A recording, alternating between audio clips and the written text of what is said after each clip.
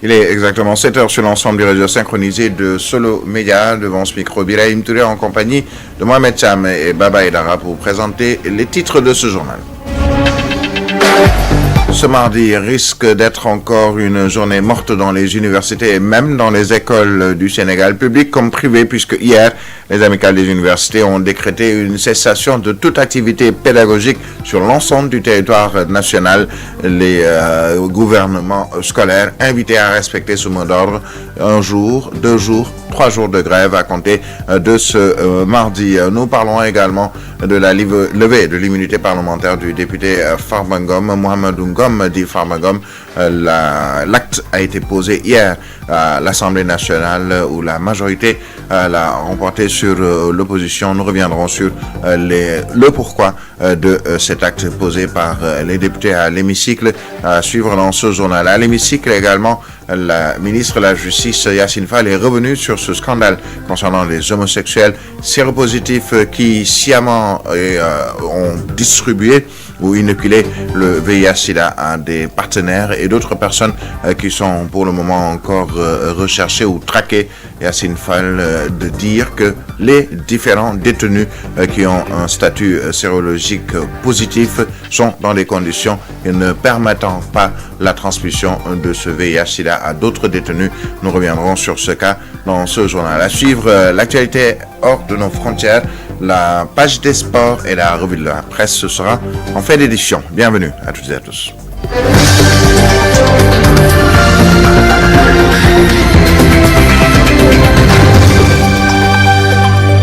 Ce mardi risque d'être journée morte dans les universités et même dans les écoles publiques comme privées du Sénégal. Les amicales des universités ont décrété une cessation de toute activité pédagogique sur l'ensemble du territoire national à compter de ce mardi et ce pour 3 jours, donc mardi, mercredi et jeudi. En attendant, dans un communiqué qui nous est parvenu, le collectif des amicales de l'Université Cheikh Anta Diop de Dakar a invité les gouvernements scolaires du public comme du privé à respecter ce mot d'ordre, l'objectif étant la libération des représentants d'étudiants détenus. Ils étaient 3 au début, on nous parle de 5 au moins.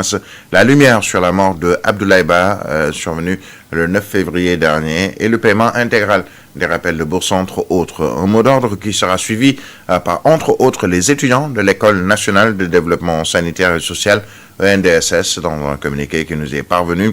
L'ENDSS ou les étudiants de l'ENDSS annoncent la cessation des activités pédagogiques et ce jusqu'à nouvel ordre. Dans l'ordre du Sénégal également, à Saint-Louis, la coordination des étudiants de Saint-Louis a observé un sitting à l'Université Gaston Berger de Saint-Louis ce lundi dans le contexte de la crise qui secoue les universités publiques sénégalaises depuis déjà quelques jours. Cela est directement relié ou lié à la mort de l'étudiant Abdoulaye Ba et aux arrestations arbitraires de leurs camarades de l'Université Cheikh Anta Diop de Dakar. Amadou Ba, le président de la coordination des étudiants de Saint-Louis, revient sur le pourquoi de ces manifestations et des grèves qui vont s'en suivre. Il est ici au micro de Pape Khalilou Ba. Depuis que ce drame est passé, les représentants d'étudiants ont eu à prendre de la hauteur. Il faut le reconnaître. On a décidé de surseoir solennellement notre mot d'ordre de cessation de toute activité pédagogique. Aujourd'hui, les étudiants sont rentrés à l'amphi.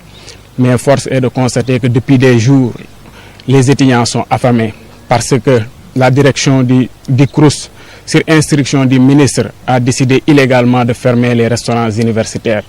Chose que nous ne pouvons pas cautionner, chose qui est faite dans toute illégalité. Aujourd'hui, on n'est pas là pour revenir sur les motifs de crise, mais on a constaté que les autorités, depuis leurs différentes sorties, sont en train de charger les étudiants en donnant des prétextes fallacieux, ça et là, des informations qui ne sont pas avérées, des contre-vérités. Et aujourd'hui, tôt le matin, on a appris que nos camarades représentants d'étudiants de l'Université Cheikh Anta Diop de Dakar ont été déférés. Chose qui est anormale. Pour que l'accalmie revienne dans les universités, il faut qu'il y ait un dialogue. Et ce dialogue, il est subordonné à la libération de nos camarades de l'ICAD, chers camarades. On ne va pas vaciller. Ce combat, c'est un combat générationnel. Ce régime, en toute illégalité, a décidé d'appliquer des principes en violation de toutes les réglementations en vigueur qui régissent les allocations de bourse. Et après cela, ils ont décidé de Walif Faye, Dembaka et Batifal, tous trois membres du collectif des amicales de l'Université Cheikh Anta Diop de Dakar, devraient savoir aujourd'hui ou peut-être plus tard ce mercredi 18 février s'ils sont placés sous mandat de dépôt, c'est-à-dire en détention préventive, ou bien s'ils vont bénéficier d'une liberté. Parmi les accusations, troubles à l'ordre public, participation à une manifestation non déclarée, destruction de biens publics, actes de vandalisme et de violence, mais aussi atteinte à la sûreté de l'État. Vous suivez le journal sur Solo Media Group et nous sommes aujourd'hui le 17 février, il est 7h07.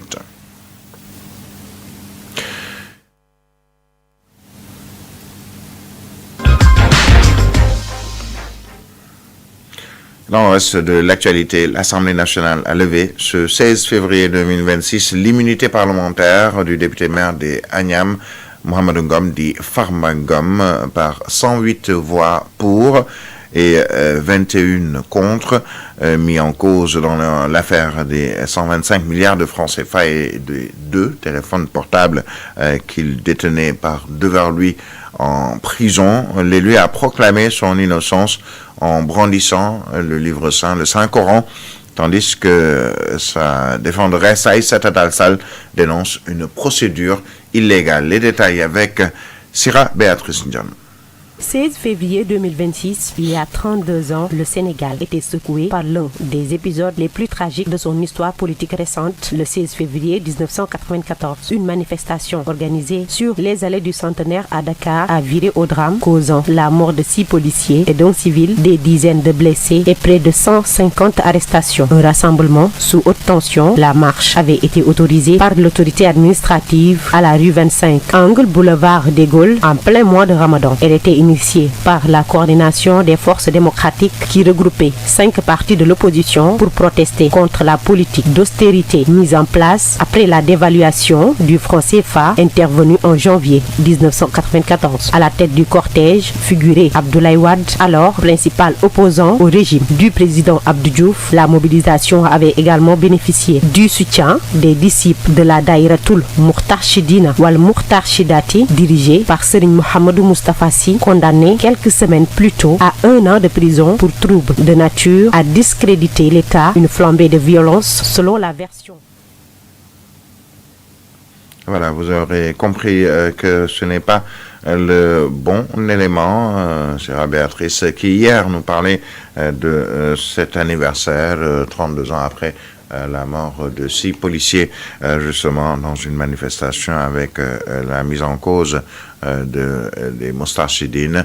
Nous reviendrons sur cet autre élément concernant l'affaire Mohamedou Ngom dit Farba. Et c'est tout de suite, justement, que nous retrouvons Sira Béatrice Dione sur, justement, ce qui s'est passé hier à l'Assemblée nationale concernant la levée de l'immunité parlementaire du député Mohamedou Ngom dit Farba.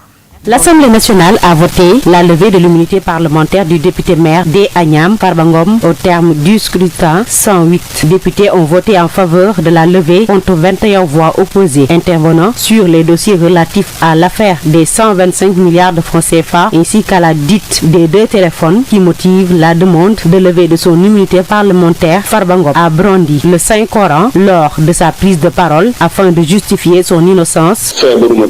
Je ne suis pas moral. La mort est une affaire divine, elle n'est pas entre vos mains, donc pas de méchanceté. Les poursuites ont été engagées bien avant que l'Assemblée nationale ne se propose sur la levée de mon immunité parlementaire. Un spécialiste du droit vous l'a reproché en commission. En tant que députée, elle s'est abstenue car elle savait que les poursuites étaient déjà en cours. Je jure sur le Saint-Coran que je ne dispose pas d'argent provenant du trésor public. Dans son intervention, la députée Aïssata Tall Sall a souligné que la procédure engagée serait selon elle illégale. Ce qui est par contre illégal, c'est d'avoir ouvert le téléphone de Farba Ngom sans sa présence, sans la présence de ses avocats.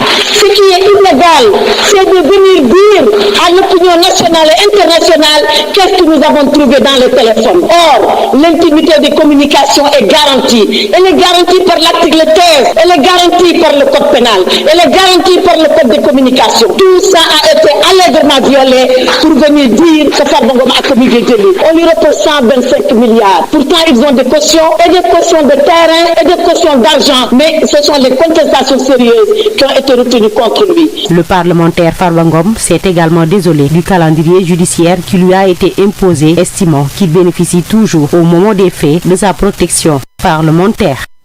Et puis, sachez que hier également, avec sa prise de parole au nom de la commission ad hoc qu'il a présidée, le député Mohamed Aïb Salim Dafé a tenu à rappeler le cadre juridique de la procédure. Selon lui, l'audition du député concerné constitue une exigence réglementaire garantissant le respect des droits de la défense. Il a souligné que la commission agit dans le strict cadre de ses prérogatives et que sa mission consiste à examiner les éléments transmis par l'autorité judiciaire et à entendre l'intéressé afin de permettre un débat contradictoire. Mohamed Salim Aïb Dafé, président de la commission ad hoc, il est ici au micro de Sarah Béatrice Dion. Donc, M. Farba Ngom a été auditionné, sur autorisation du ministre de la Justice. On l'a sorti de prison pour être entendu devant la commission d'enquête. Il s'est présenté, il a en tout cas donné sa version des faits. Sa défenseur, Mme Aïssata Sall, a été écoutée et le débat s'est déroulé sereinement. Et la commission, à la majorité, a rendu un avis favorable à la demande de levée de l'immunité parlementaire. Ensuite, on a enrôlé le dossier en séance plénière aujourd'hui. Donc, il a demandé à se présenter. Le ministre de la Justice l'a autorisé encore à se présenter. Vous l'avez vu vous-même, donc tout le Sénégal l'a vu, ce n'est pas quelqu'un qui est à l'article de la mort.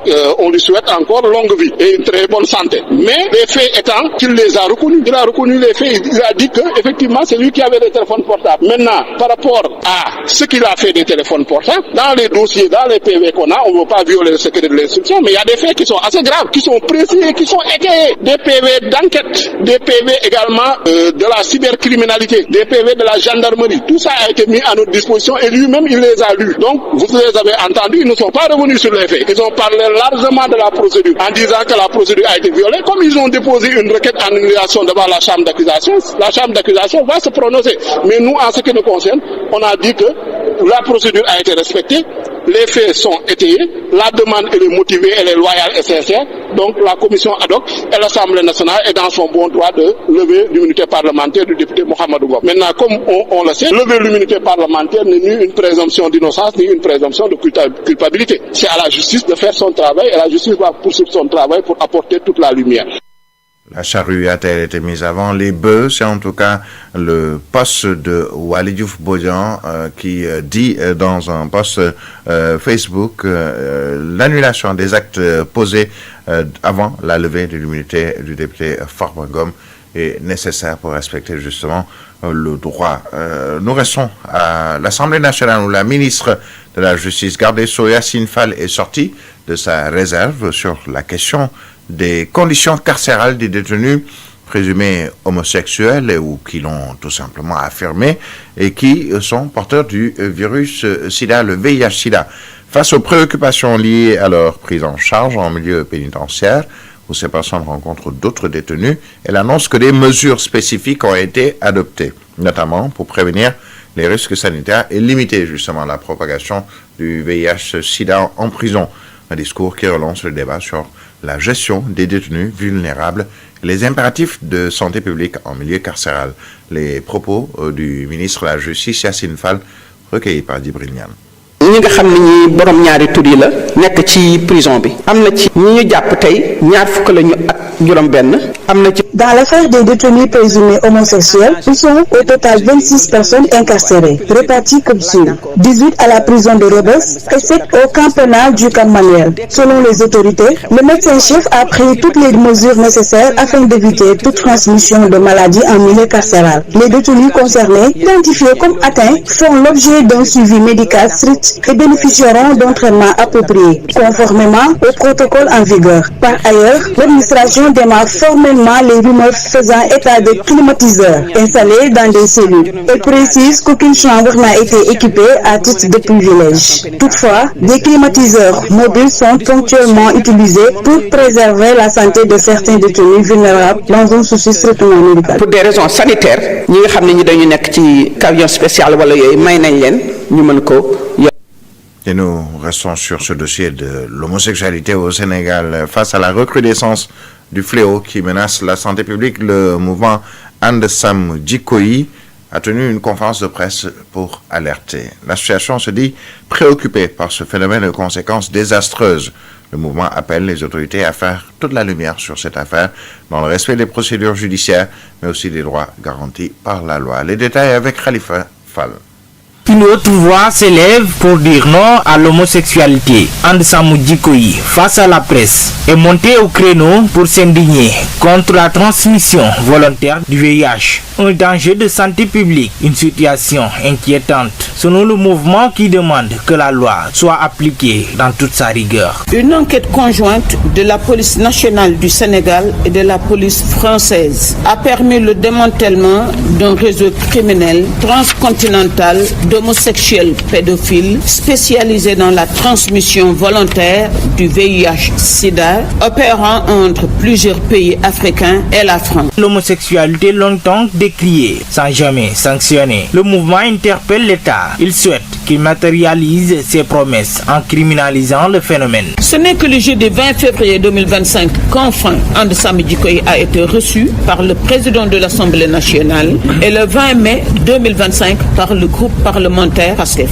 Toutes ces correspondances, toutes ces audiences eurent le même résultat, de vagues promesses qui aujourd'hui encore demeurent en l'état. Un phénomène qui prend de l'ampleur au Sénégal. And Sam Jikko Yi prône des mesures radicales pour venir à bout de l'homosexualité. Vous allez criminaliser l'homosexualité. Vous le ferez parce que ce fut votre promesse principale de campagne et que vous ne sauriez concevoir le droit de décevoir. Et vous le savez, nous portons le même sang et avons en partage le même héritage de Ngor et de Djombo Djombo. Vous allez tenir parole. And Sam Jikko Yi dit déterminé à aller jusqu'au bout de son combat contre l'homosexualité. Il invite le gouvernement et les députés de PASTEF à appliquer la loi visant à criminaliser le phénomène pour répondre à une exigence sociale régalienne.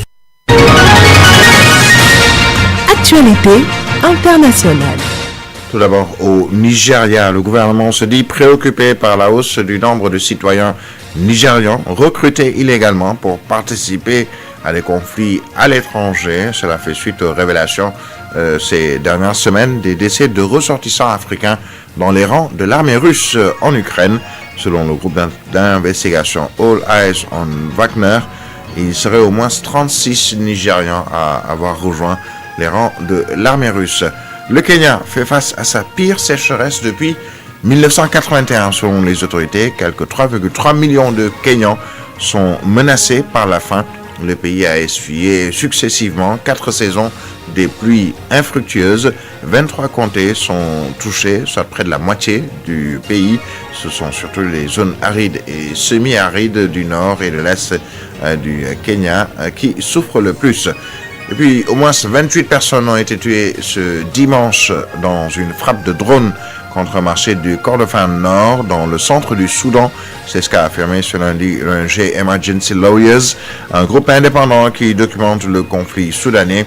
Des drones ont bombardé le marché de la zone d'Al-Safiya, contrôlé par les paramilitaires en guerre depuis près de 3 ans contre l'armée, faisant 28 morts et des dizaines de blessés, a écrit l'ONG dans un communiqué ne précisant pas l'origine des drones. Et sachez que le président américain Donald Trump a mis en garde Téhéran ce lundi contre les conséquences de ne pas conclure un accord avant les pourparlers prévus entre les USA et l'Iran à Genève cette semaine. Je participerai à ces discussions indirectement, a déclaré le président américain à des journalistes à bord d'Air Force One en se rendant vers Washington. Ils veulent conclure un accord. Je ne pense pas qu'ils veuillent assumer les conséquences de ne pas conclure un accord. Ce sont là les propos de Donald Trump faisant référence aux autorités iraniennes. 7h20, la dernière note de ce journal, c'est la revue de la presse que nous